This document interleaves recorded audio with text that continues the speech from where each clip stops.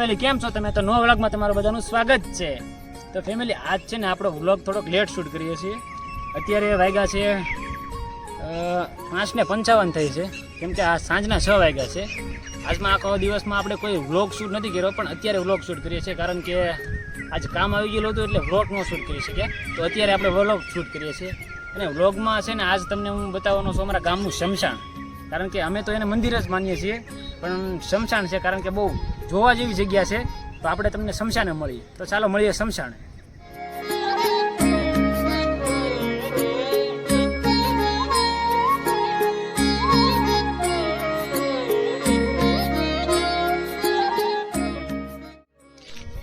તો ફેમિલી અમે પોગી ગયા છીએ હવે શમશાને.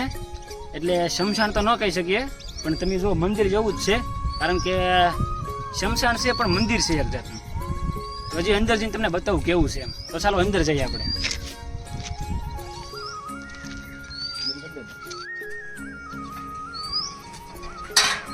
અત્યારે કોઈ નથી. તો ફેમિલી અત્યારે તમે અંદર જોઈ શકો છો કોઈ નથી, શાંત વાતાવરણ છે એકદમ. તો હજી આગળ જઈએ આપણે, હાલો. તો ફેમિલી અમે હવે આવી ગયા છીએ અંદર, અને તમે જોઈ શકો છો આમ કેવું વાતાવરણ છે અને કેવું માહોલ છે એમ. આ છે અમારા ગામનું શમશાન. ગામનું સ્વર્ગ કહેવાય, કેમ કે આ સ્વર્ગ જેવો માહોલ કરાવે છે. આમ એકદમ મજા આવે એવું વાતાવરણ છે, અને આમ લાગે જ નહીં શમશાન છે એમ. આમાં લાગે તમને જો આ શમશાન છે એવી રીતે લાગે. જો આ છે ભગવાન શિવનું મંદિર.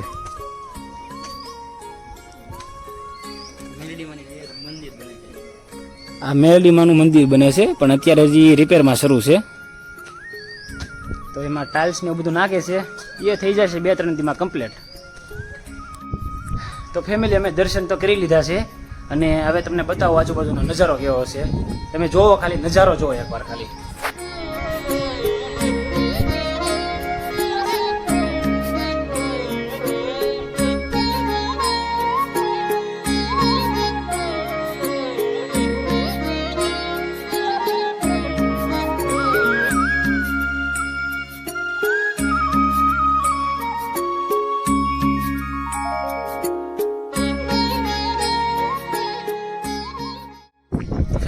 જો આ પાછળ જોઈ રહ્યા છો તે આપણા શમશાનમાં આવેલું ભગવાન શિવનું મંદિર છે.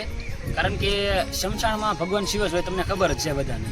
પણ જે આ મંદિર છે ને, ત્યાં આપણે 12 જાતની શિવલિંગ પણ લગાવેલી છે. કારણ કે શમશાનમાં શિવલિંગ બહુ મસ્ત રીતે લાગે છે. તમે જુઓ આ પાછળનું શમશાન છે.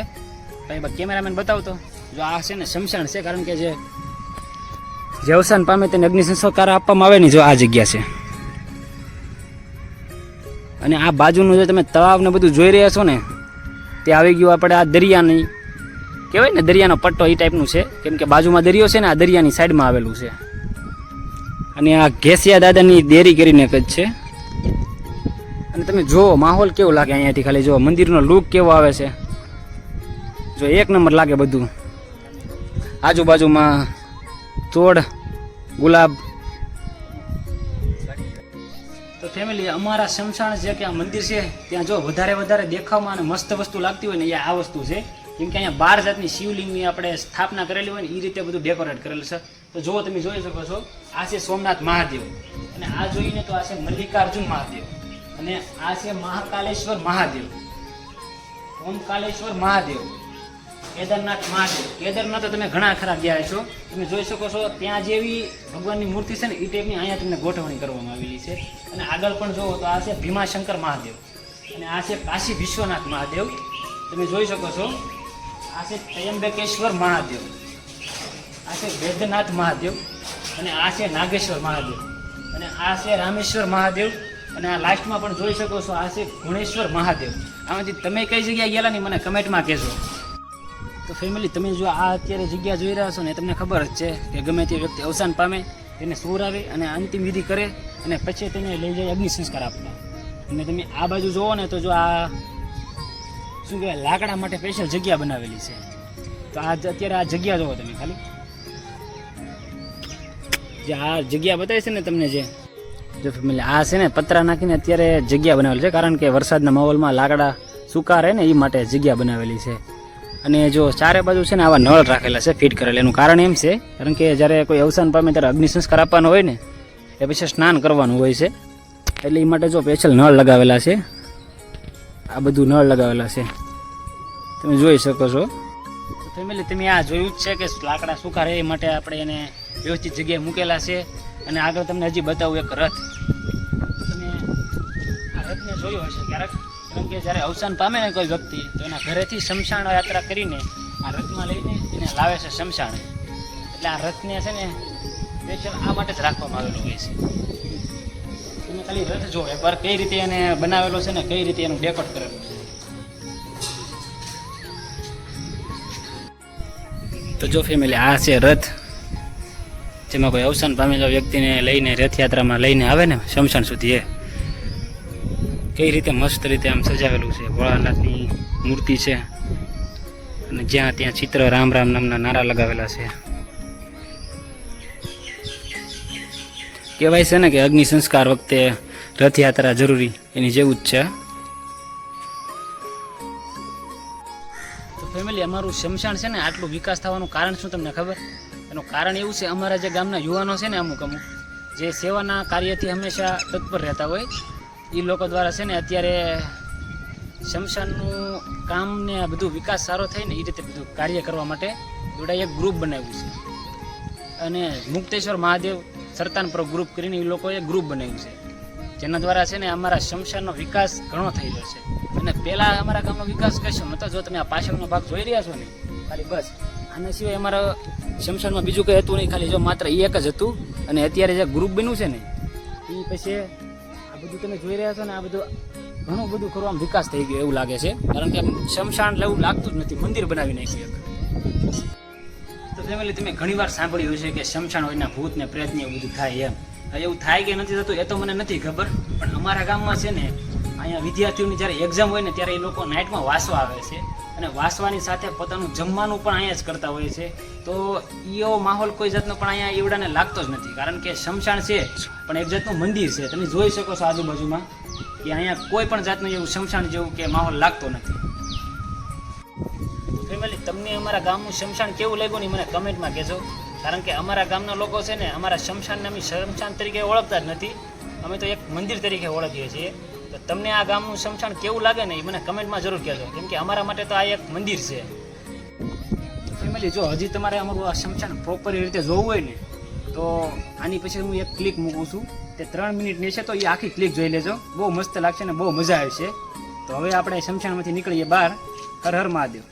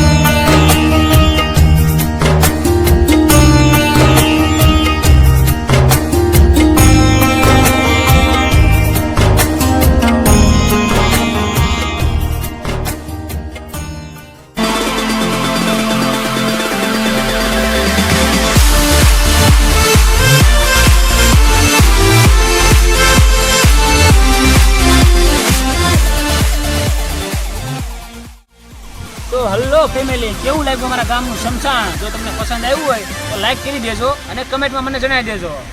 અને આજ તો તમારે સબસ્ક્રાઇબ કરવી જ પડશે, કેમ કે આજ તો તમને મુક્તેશ્વર મહાદેવના દર્શન કરાવ્યા, એટલે આજ તો સબસ્ક્રાઇબ કરવી તમારે ફરજિયાત છે. તો મળીએ હવે આપણે કાલ નવા વ્લોગમાં. ત્યાં સુધી બાય બાય.